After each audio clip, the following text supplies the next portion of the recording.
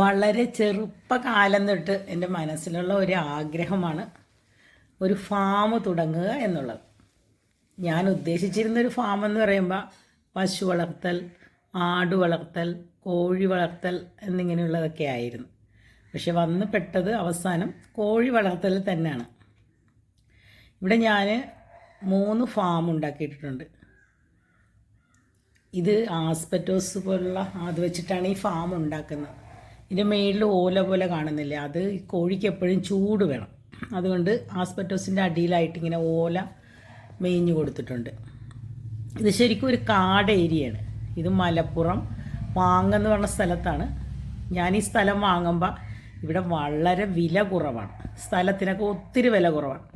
ഇപ്പോൾ 1 സെൻറ്റ് വേണമെങ്കിൽ 70,000 രൂപ കൊടുക്കണം, അതിൽ കുറഞ്ഞ് കിട്ടില്ല. ഞാൻ വർഷങ്ങൾക്ക് മുമ്പ് വാങ്ങിയതാണ്. ഫാം ഇപ്പോൾ പണിതിട്ടിട്ട് 5-6 വർഷമായി. ഇവിടെ ഞാൻ കോഴി ഇട്ടിട്ട് 45 ദിവസമാണ് ഈ കോഴിയുടെ പ്രായം. ഇത് ബോയിലർ കോഴിയാണ് കേട്ടോ.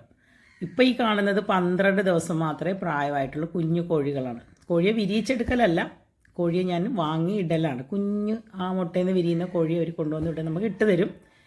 അതുപോലെ തന്നെ ഇത് പാകമാകുമ്പോഴത്തേക്ക് 45 ദിവസം കഴിയുമ്പോഴത്തേക്ക് ഇത് ഇറച്ചിയുടെ ഭാഗമാകുമ്പോഴത്തേക്ക് അവർ വന്നിട്ട് ഈ എടുത്തുകൊണ്ട് പോയിട്ട് എത്ര കോഴിയുണ്ടോ ആ കോഴിക്ക് ഇത്ര രൂപ അളവ് വെച്ചിട്ട് നമുക്ക് പൈസയും തരും. ശരിക്കും കാണുന്ന പോലെയല്ല, ഇത് വളരെ ബുദ്ധിമുട്ട് കുറഞ്ഞൊരു പരിപാടിയാണ്. നല്ലതുപോലെ ഒന്ന് നോക്കിക്കണ്ട് ചെയ്യുവാണെങ്കിൽ നമുക്ക് ഒത്തിരി പൈസ ആദായവും കിട്ടും.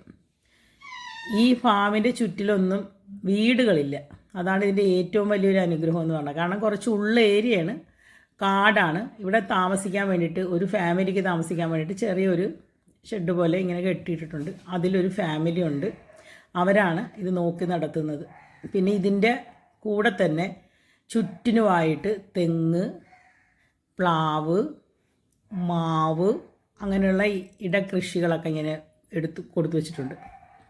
ഇതിൽ നിന്നും വർഷത്തിൽ എല്ലാ സീസൺ ടൈം ആകുമ്പോഴത്തേക്ക് വർഷത്തിൽ നല്ലൊരു വരുമാനം കിട്ടും.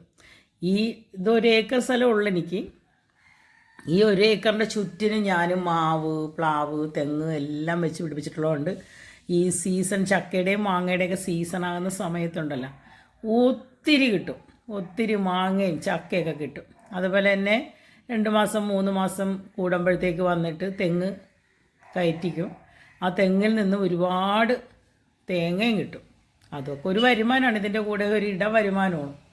പിന്നെ ഇതിൻ്റെ ആവശ്യങ്ങൾക്കായിട്ട് ഇവിടുത്തെ ഈ തെങ്ങിനും മാവിനും പ്ലാവിനും ഒക്കെ നനക്കാൻ വേണ്ടിയിട്ടും പിന്നെ ഉള്ള ആവശ്യങ്ങൾക്കായിട്ടൊരു വലിയ കിണറുണ്ട്.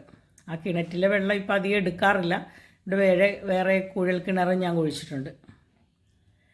അപ്പോൾ ഈ 3 ഫാമിലായിട്ട് കൂടിയാണ് കോഴികളെ നമ്മൾ ഇടുന്നത്. കുറേ സ്ഥലം ഇപ്പോൾ മഴക്കാലമായതുകൊണ്ട് ഒഴിച്ചിട്ടിരിക്കുകയാണ്. കാരണം ഈ മഴക്കാലത്തൊക്കെ കോഴികളെ നല്ലതുപോലെ പരിചരിച്ചില്ലെങ്കിൽ ചത്തുപോകും. ഇതുങ്ങൾ നല്ലതുപോലെ നോക്കണം. നിങ്ങൾക്ക് ചൂടാണ് ആവശ്യം. ഇപ്പം ഇതിൻ്റെ അടുത്തൊക്കെ ആയിട്ട് കുറച്ച് വിട്ട് വേറെ പുതിയ ആൾക്കാരൊക്കെ ഫാം തുടങ്ങുന്നുണ്ട്. പിന്നെ ഫാം തുടങ്ങുക എന്ന് വെച്ചാൽ നമ്മൾ കുറച്ച് സ്ഥലം കാട്ടിലെടുത്തുകൊണ്ട് ഫാം നമുക്ക് തുടങ്ങാൻ പറ്റില്ല. അതിൻ്റേതായിട്ടുള്ള പ്രൊസീജിയേഴ്സ് ഉണ്ട്. നമ്മളാദ്യം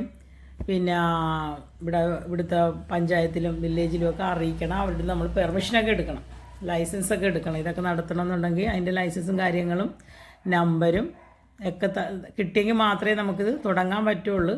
ഇല്ലെന്നുണ്ടെങ്കിൽ അത് പ്രശ്നമാകും. പിന്നെ ഇത് അടുത്ത വീട്ടുകാർക്കൊക്കെ ബുദ്ധിമുട്ട് വരാത്ത വിധത്തിലുള്ള സ്ഥലങ്ങൾ തന്നെ ആയിരിക്കണം. കാരണം അടുത്തൊന്നും വീടുകളുണ്ടാകാൻ പാടില്ല. വീടുകളില്ലെങ്കിൽ മാത്രം തന്നെ നമുക്ക് പെർമിഷനും കിട്ടുള്ളൂ. കാരണം ഈ കോഴിയെ വളർത്തുക എന്ന് പറഞ്ഞാൽ മറ്റേ ആടും പശുവൊക്കെ പിന്നെ സഹിക്കാം. കോഴിയുടെ കാഷ്ടത്തിൻ്റെ മണം ഉണ്ടല്ലോ, അത് 1-2 കോഴിയല്ലോ, ഇത്രയും കോഴികളുടെ കാഷ്ടങ്ങൾ ഇങ്ങനെ വരുമ്പോൾ മണമെന്ന് പറയണത് കാറ്റടിക്കുമ്പോഴത്തേക്ക് ഒരു 1/2 കിലോമീറ്റർ അകലെ വരെ ഇത് പോയെത്തും. അപ്പോൾ അത്രയും ചുറ്റളവിലൊന്നും വീടുണ്ടാവരുത്. 200 മീറ്ററാണ് അവർ പറയുന്നതെങ്കിലും ആ 200 മീറ്ററിന് ചുറ്റളവിൽ വീടുകളൊന്നും ഇല്ലെങ്കിൽ തരുമെന്നൊക്കെ പറയുന്നുണ്ട്. പക്ഷെ നമുക്ക് പിന്നെ ഇതിൻ്റെ അടുത്തെങ്ങും ഒരു വീടുമില്ല. ഇത് ഞാനാണ് ഇവിടെ കൊണ്ടുവന്ന് ആദ്യമായിട്ട് ഫാം ഇട്ടതും തുടങ്ങിയതും. നമ്മളിപ്പോൾ കുറേ വർഷങ്ങളായിട്ട് ചെയ്യുന്നുണ്ട് ഇത്. ഈ ഭാഗത്തേക്ക് വരാനായിട്ട് ഞാൻ ബിസി ആയതുകൊണ്ട് എത്താറില്ല. അതുകൊണ്ടാണ് ഞാൻ ഈ വീഡിയോ ഇപ്പോൾ ഇടുന്നത്, മുന്നേ ഇടാഞ്ഞത്. ഞാൻ വിദേശത്തായതുകൊണ്ട് ആൾക്കാരെ നിർത്തിച്ചിട്ടാണ് നമ്മളിത് നടത്തിക്കൊണ്ട് പോകുന്നത്. പക്ഷെ നോക്കുന്നവരും നടത്തുന്നവരും നന്നായിട്ട് നടത്തുന്നുണ്ട്, നമുക്കതിനുള്ള വരുമാനമുണ്ട്. ഇതാണ് കോഴിക്ക് കൊടുക്കുന്ന തീറ്റ, പെല്ലറ്റെന്ന് പറയും.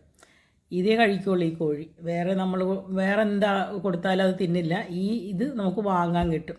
ഇത് ബ്രാൻഡഡ് ആയിട്ടുള്ള ഒരു ഫുഡാണ്, ഈ കോഴികൾക്ക് തീറ്റയായിട്ട് കൊടുക്കുന്ന ഒരു ഫുഡാണ്. ഇത് നമുക്ക് കടയിൽ നിന്ന് വാങ്ങാനായിട്ടൊക്കെ കിട്ടും. പിന്നെ ഇത് സ്ഥലമുണ്ടെങ്കിൽ തന്നെ ഈ ഒരു കൃഷി നടത്താൻ നമുക്ക് പറ്റുള്ളൂ. പക്ഷേ നടത്തി കഴിഞ്ഞാൽ നമുക്ക് നല്ല ആദായം ഉണ്ടാക്കിയെടുക്കാൻ പറ്റുന്ന ഒരു കൃഷിയാണ് കേട്ടോ.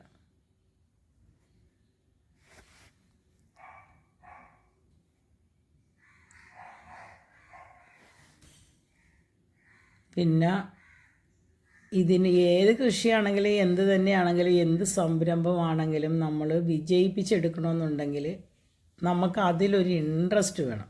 അതിലൊരു ഇൻട്രസ്റ്റ് ഉണ്ടെങ്കിൽ തന്നെ നമുക്കത് വിജയിപ്പിച്ചെടുക്കാൻ പറ്റുള്ളൂ. നമ്മുടെ മനസ്സും എപ്പോഴും നമ്മുടെ ചിന്തകളും ഒക്കെ നമുക്ക് അതിലേക്ക് തന്നെ ആയിരിക്കണം. അതേ ശരണം എന്ന് പറഞ്ഞിട്ട് നടക്കണം. എനിക്കിവിടെ വിദേശത്ത് വേറെ ബിസിനസ്സുകളൊക്കെ ഉണ്ടെങ്കിലും ഞാൻ എപ്പോഴും വിളിക്കുകയും ചോദിക്കുകയും പറയുകയും വീഡിയോ കോളിലൂടെ കാണുകയും ഒക്കെ ചെയ്യുകയും എല്ലാ കാര്യങ്ങൾക്കും ഒരു ഉത്തരവാദിത്വ ബോധം അതിൽ നമുക്കുണ്ട് എന്ന് നമ്മൾ കാണിച്ചു കൊടുക്കുകയൊക്കെ ചെയ്യും. അങ്ങനെ ചെയ്ത് കഴിഞ്ഞാൽ നടത്തിപ്പുകാരാണെങ്കിലും നടത്തിക്കൊണ്ട് പോകുന്നവരാണെങ്കിലും മര്യാദക്കൊക്കെ അത് നടത്തും, അലസലതില്ലാതെ. അല്ലെങ്കിൽ അവരത് അതിൻ്റേതായിട്ടുള്ളൊരു ഗൗരവത്തിൽ അത് നടത്തും. ഇന്നയാൾ വിളിക്കും അപ്പം ഞാനിവിടെ ഉണ്ടാകണം, ഇതെല്ലാം ഭദ്രമായിട്ടിരിക്കണം, ഇതെല്ലാം ഭംഗിയായിട്ട് പോവണം. അല്ലെങ്കിൽ അവരെപ്പോഴാണ് വിളിക്കുന്നത്, വിളിക്കുന്ന നേരത്ത് അത് ഒരു പ്രശ്നമായാലും പിന്നെ എൻ്റെ പണി പോകും എന്നൊക്കെയുള്ളൊരു ചിന്ത അവരിൽ ജനിപ്പിക്കണം. എന്നിട്ട് മറ്റൊരാളുടെ കയ്യിൽ കൊടുക്കുമെങ്കിൽ അതങ്ങനെ കൊടുത്തേൽപ്പിക്കാവുള്ളൂ. അല്ലെങ്കിൽ നമ്മളുടെ കൈ എത്തേണ്ട അടുത്ത് വേറൊരു കൈയാണ് എത്തണമെങ്കിൽ അത് അത്ര ഭദ്രമൊന്നും ആയിരിക്കില്ല. പലയിടത്തും അങ്ങനെ തന്നെയാണ് സംഭവിക്കണം.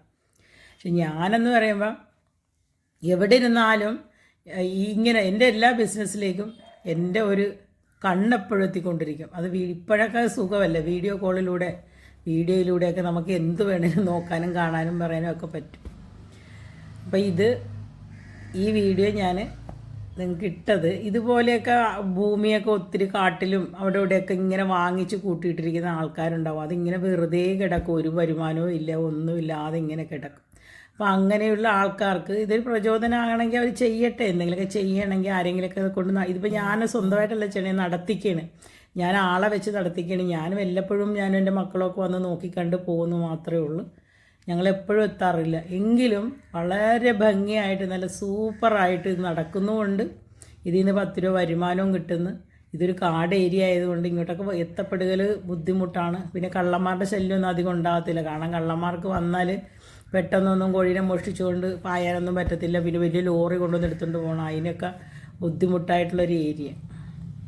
അപ്പോൾ ഇങ്ങനെ വെറുതെയൊക്കെ ഇട്ടിരിക്കുന്ന സ്ഥലത്ത് എന്തെങ്കിലുമൊക്കെ ഒരു ചെറിയ കൃഷി അല്ലെങ്കിൽ ഇതുപോലത്തെ എന്തെങ്കിലുമൊക്കെ ഒരു സംരംഭം തുടങ്ങുകയാണെങ്കിൽ നമുക്ക് 10 പൈസ ഉണ്ടാക്കിയെടുക്കാൻ എളുപ്പമല്ലേ.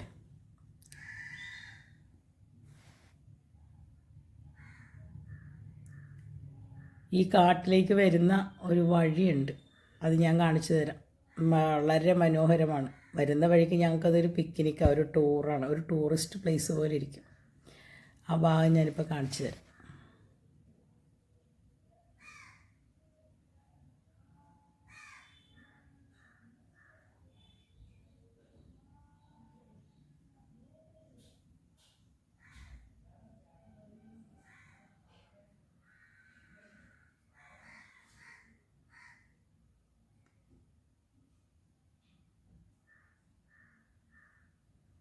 നല്ല വഴികളൊക്കെ ഉണ്ട് കേട്ടോ ഇവിടെ.